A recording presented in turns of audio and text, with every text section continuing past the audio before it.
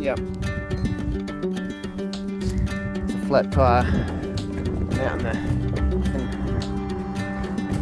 in the highway.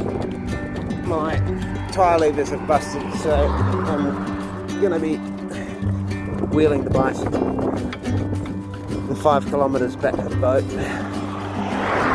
I'm going to try and pump up at the service station to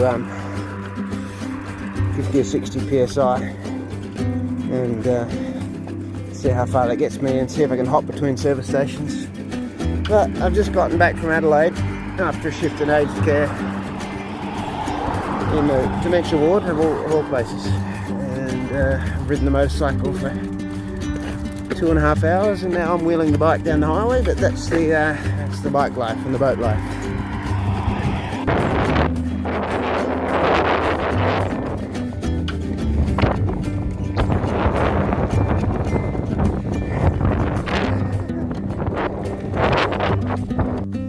Got me back. I'm home. Hallelujah. Back.